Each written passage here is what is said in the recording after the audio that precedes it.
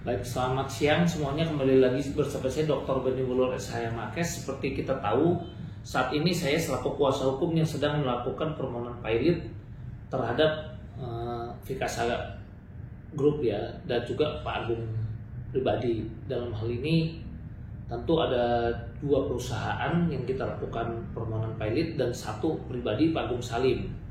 Nah, banyak yang saya juga mau menyampaikan hati-hati, ada dugaan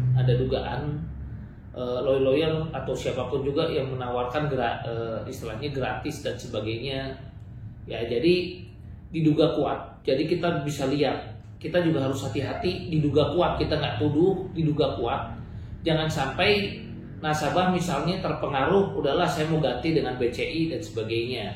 Nah, karena diduga kuat, kalau ada aliran dana yang justru dari perusahaan BCI itu diduga kuat sebenarnya adalah milik daripada perusahaan-perusahaan yang harusnya ditandatangan oleh nasabah bahwa dia menginvestasikan uangnya di perusahaan itu, kemudian ternyata diduga kuat ada aliran dana malah mengalir ke perusahaan itu tanpa persetujuan nasabah.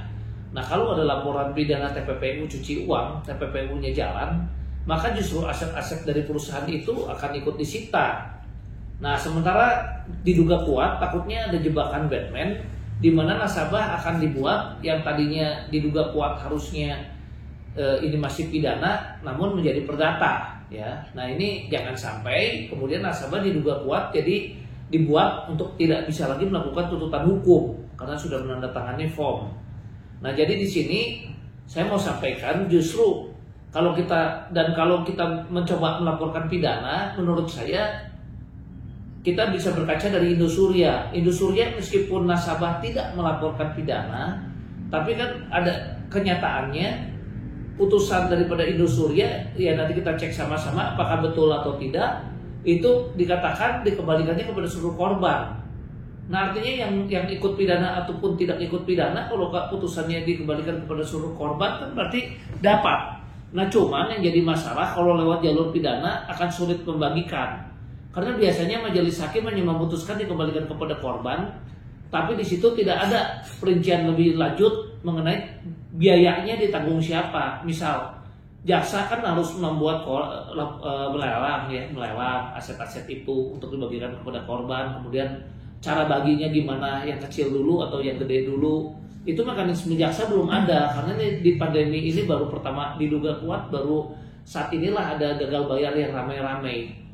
Sehingga di sini akan mengalami kendala, ya. Makanya menurut saya kalau toh mau berjalan pidana untuk menghukum orangnya saja yang setinggi-tingginya atau maksimal. Namun untuk mekanisme pembagian, saran saya memang sebaiknya dari kurator. Kenapa dari kurator?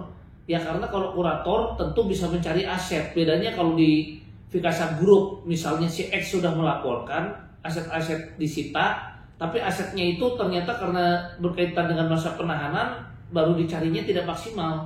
Aset yang mestinya dicari 10T baru dapat 3T, 7T lagi nggak sempat dicari. Nah, yang 3T inilah yang terus naik jadi barang bukti di pengadilan untuk dibagikan kepada korban. Nah, kemudian yang 7T-nya lagi bagaimana yang belum sempat dicari. Nah, ini kan jadi pertanyaan.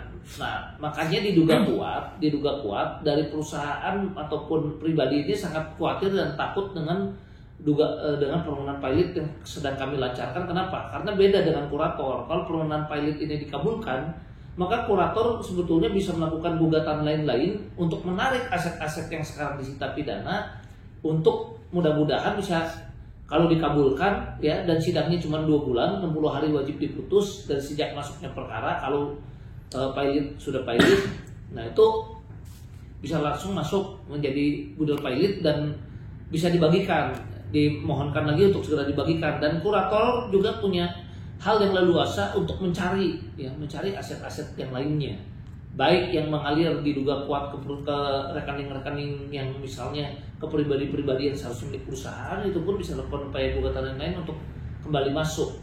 Jadi hati-hati, ada dugaan jebakan-jebakan Batman yang tadi saya sampaikan. Sekian dan terima kasih, salam sehat.